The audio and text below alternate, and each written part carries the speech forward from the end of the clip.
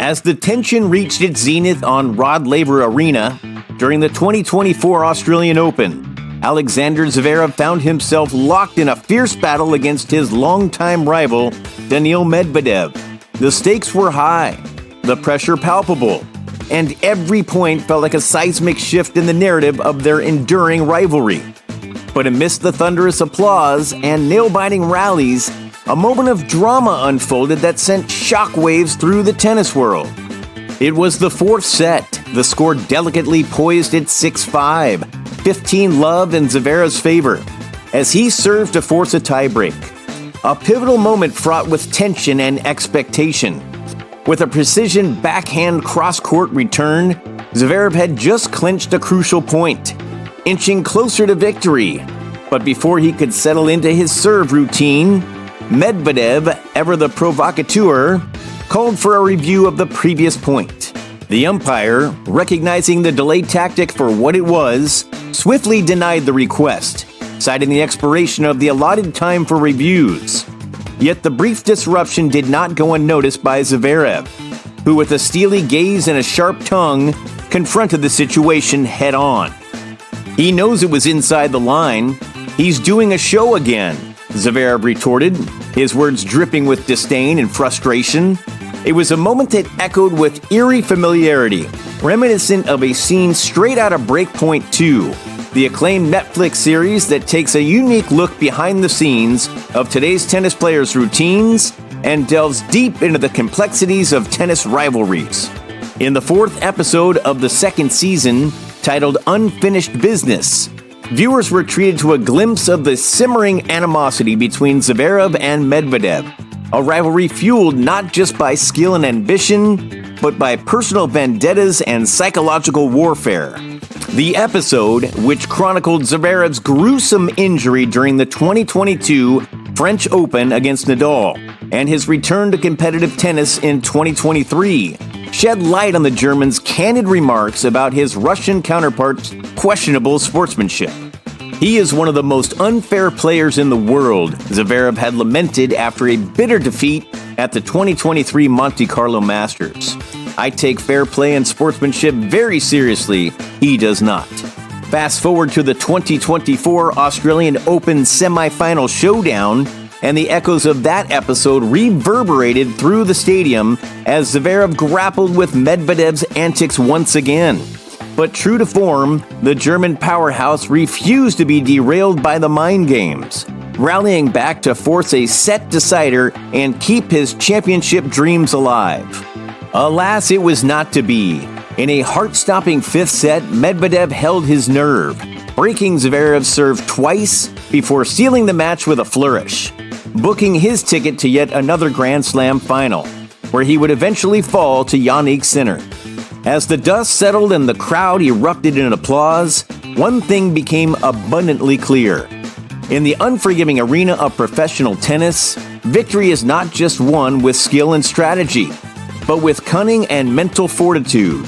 And players like Zverev and Medvedev, every match is not just a battle of rackets and balls, but a test of wills and wits, where victory and defeat hang in the balance with each passing shot.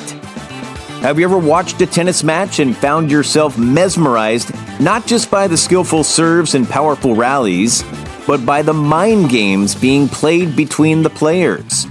Welcome to the intriguing realm of psychological warfare in tennis, where players employ cunning tactics to unsettle, distract, and outwit their opponents. Today we delve into the realm of tennis titans who wield unconventional strategies to gain the upper hand on the court. Picture this: a crucial moment in a high-stakes match, the tension palpable in the air. As the crowd holds its breath, one player renowned for his icy resolve deliberately slows down the pace of the game. He meticulously adjusts his shoelaces, wipes his brow, and takes an eternity to serve. His opponent, visibly agitated, struggles to maintain focus, their frustration mounting with each passing second. This isn't just about physical prowess. It's a battle of wills, a psychological chess match played out on the tennis court. But it's not just about delaying tactics. Verbal assaults, strategic trash-talking, and subtle mind games are all a part of the arsenal employed by cunning players. Take, for instance, the legendary John McEnroe, infamous for his fiery temper and relentless verbal barrages.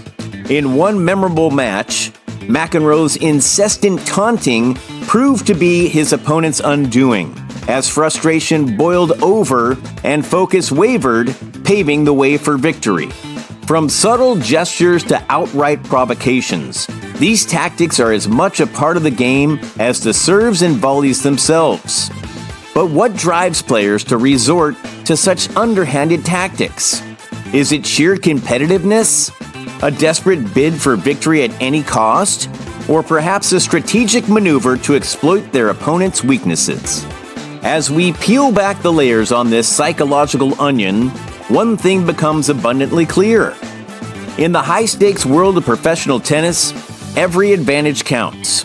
Whether it's a sly smirk, a well-timed glare, or a carefully calculated delay, these players stop at nothing to gain the upper hand. Consider the case of Rafael Nadal, a master of psychological manipulation, disguised as ritualistic behavior.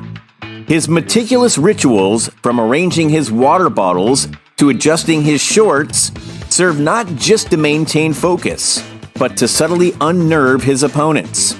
It's a psychological game of cat and mouse, where every move is calculated to keep the opponent guessing. But the psychological battlefield extends beyond individual matches, shaping the very dynamics of rivalries and legacies. Think of the historic showdowns between Roger Federer and Novak Djokovic, where mental resilience often proved to be the deciding factor. In these epic clashes, each player sought to gain a psychological edge through stoic composure or aggressive intimidation tactics. Serena Williams, a maestro of psychological warfare on the tennis court, was renowned for her fierce competitiveness and unwavering focus. With calculated tactics ranging from intense stares to strategic grunts, Williams disrupts her opponent's rhythm and confidence, leaving them unsettled and vulnerable. Her infamous death stare sent shivers down the spines of even the most seasoned adversaries, conveying unwavering determination and planting seeds of doubt.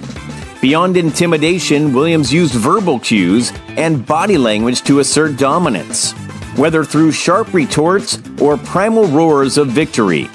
In her storied career, she engaged in countless psychological battles with rivals like Maria Sharapova and Simona Halep, where mental resilience often proves decisive in the quest for supremacy.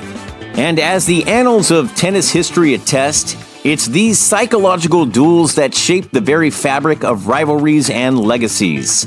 Whether it's the enduring rivalry between Williams and Sharapova, or the epic clashes between Williams and her sister Venus, the psychological battlefield is where champions are made and legends are born. As we marvel at these feats of mental fortitude and tactical cunning, one question lingers. Where do we draw the line between fair play and psychological manipulation? Is there a moral imperative to uphold the integrity of the game? Or is it simply a matter of survival of the fittest? Perhaps the true essence of tennis lies not just in physical prowess or technical skill, but in the delicate balance of mind and body. As players navigate the tumultuous waters of competition, they must constantly adapt, evolve, and innovate, harnessing every tool at their disposal to emerge victorious.